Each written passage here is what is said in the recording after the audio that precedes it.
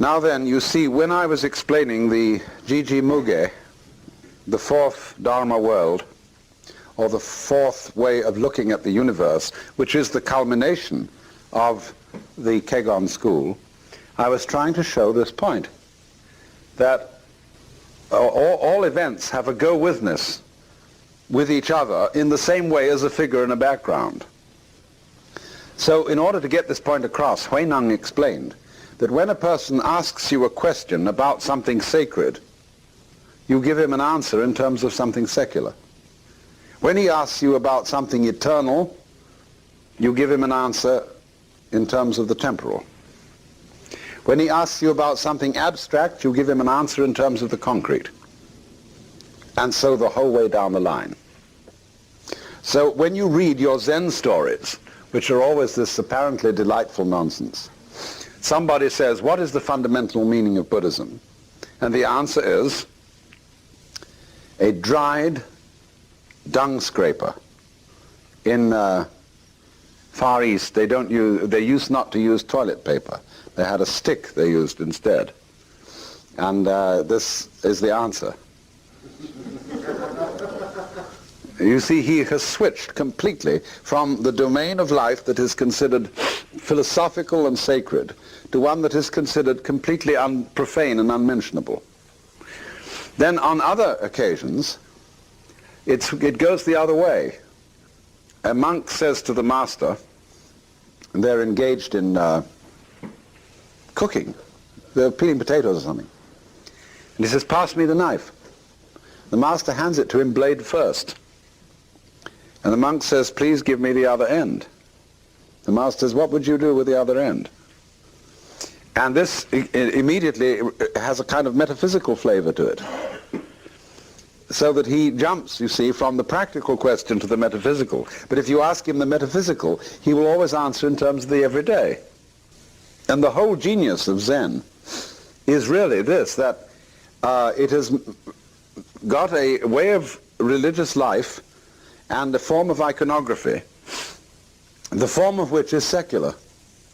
And it has created a whole school of poetry where the deep philosophical matters are never, never mentioned, except sometimes by way of making a joke. Because what Zen tries to do, ideally, is to be completely cool, to create the religion of no religion, so that you don't notice it's around unless you're in the know. Now this is not actually true in practice. Many people are disturbed when they go to Japan and they walk into Zen temples and find that they have rituals and services such as I've just been playing to you, that they have elaborate Buddha images and people are making bows to them. As a matter of fact, when Professor Houston Smith went to Japan and was being shown round a Zen monastery, he noticed that his guide, the particular master of the monastery, whenever he passed an image of the Buddha, would stop and bow. And he said to him, I don't understand this, he said, because I thought you Zen Buddhists would burn up these images, and as one of your masters did in one of the stories. Said, I don't see why you bow, you might just as well spit at them. The master said, you spits, I bows.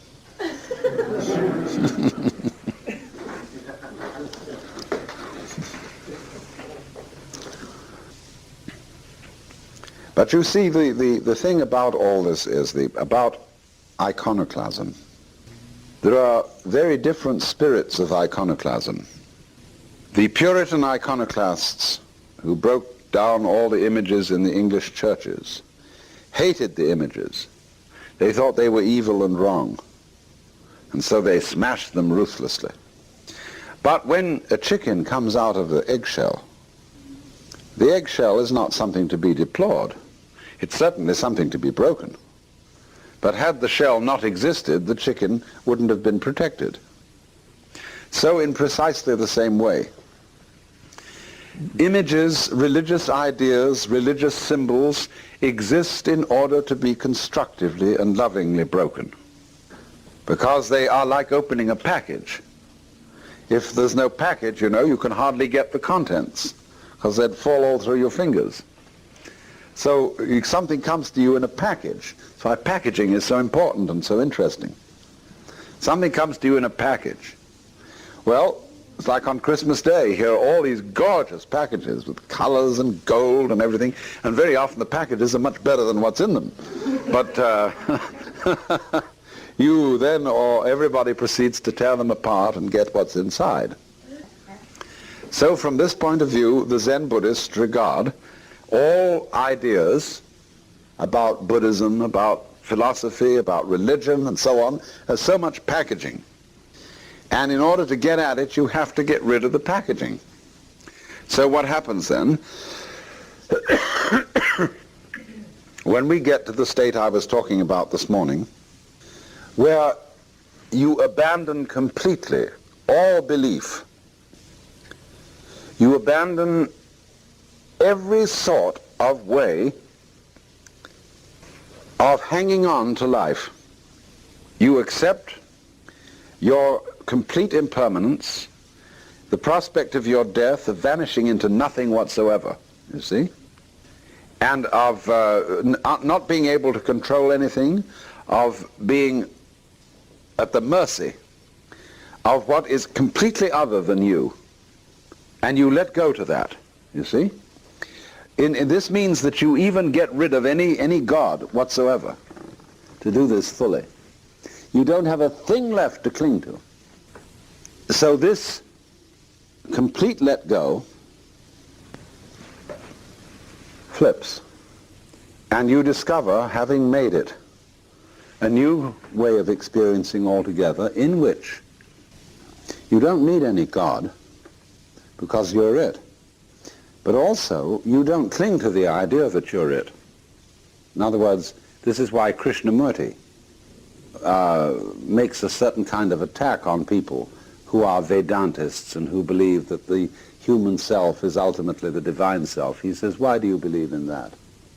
See, because if you believe in it, you are making it a thing to hang on to. And so, in a way then, you see, all belief in God is lack of faith. Has that ever struck you? You're still clinging.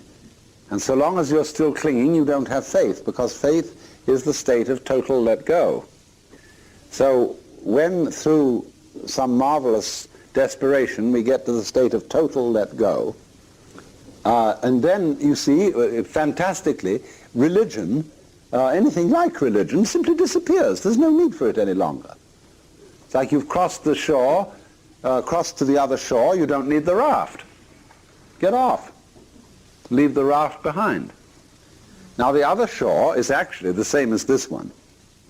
You know, when you cross the river, when the mountain is in the distance, see, there's the other shore over there. It's kind of different from here. You can sit here and say, be nice to live there, wouldn't it? See a place up there, I just love to live because it looks so good from here. But then you go and you buy that house, and you sit there, and it feels the same as this place feels, because you're there. And how things feel are how you are. And you look back across here and say, gee, doesn't that look lovely? There are mysterious trails going up Mount Tamalpais that look as if they led to that place that we were talking about this morning, the secret garden, which every child remembers.